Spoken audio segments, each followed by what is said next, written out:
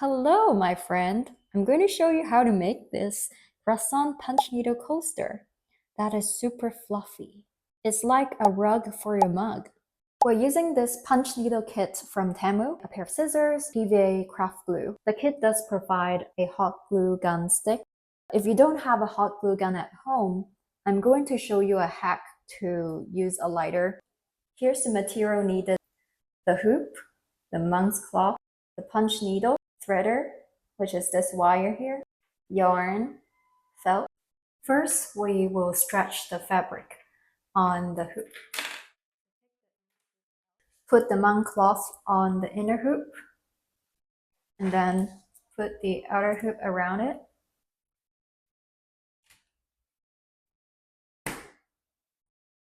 Stretch it. Make sure it is very taut, and then tighten the screw. Here's how to thread the needle. We use this wire threader.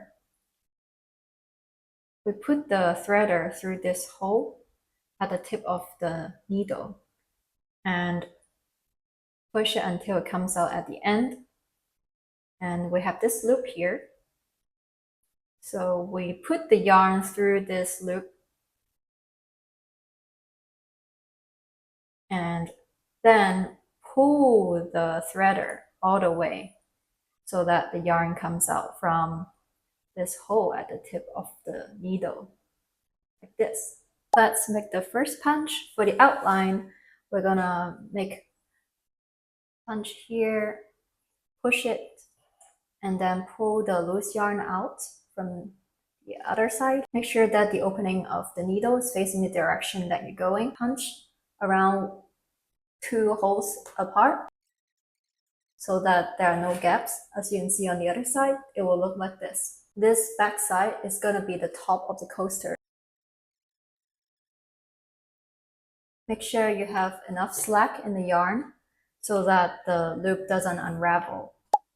If you punch too far apart from each other, then the problem with the outline is it will be super sparse.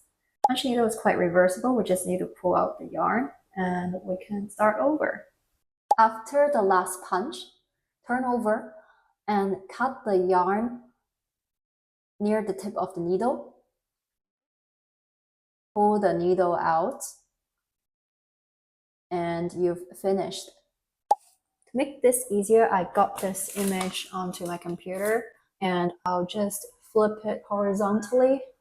For the overall order of different colors, I recommend coloring in the small detailed parts first so that when you fill in the rest of the color, you don't have to worry about accidentally covering those small details.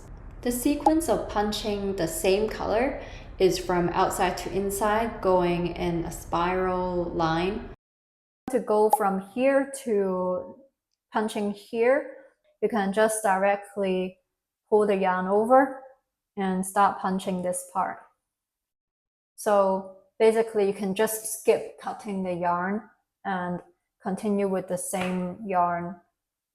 So it's more efficient. If you have a lot of yarn left and you know that is more than enough, so I carefully trim off the excess yarn. We can also cut the loops so that they are of uniform length.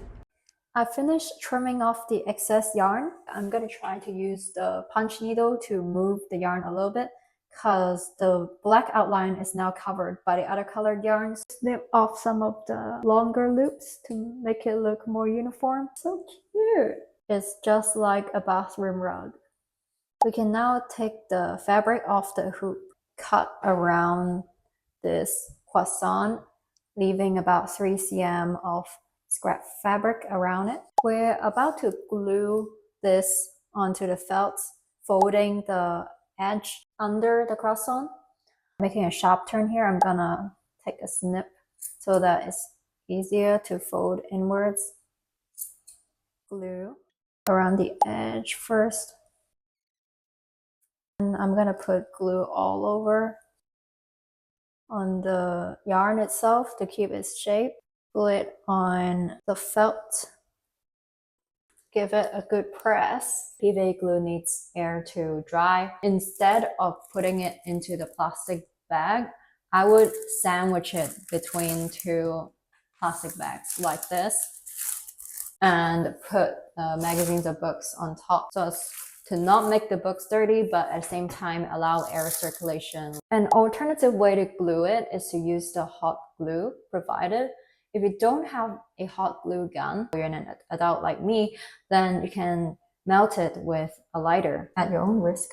Proceed with caution. Be careful not to burn yourself. Keep the windows open. This is very dangerous and might cause a fire. I would recommend wearing a mask. The final step is to cut around this felt backing. Make sure not to cut the monk's cloth or the yarn. And we're done making this punch needle coaster. What do you think? Enjoy your cup of matcha!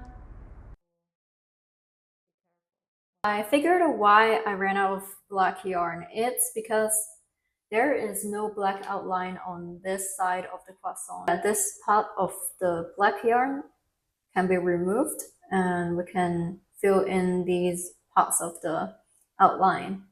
A reminder on budgeting the yarn. So this is the yarn left after I made the croissant. The dark brown yarn is completely used up.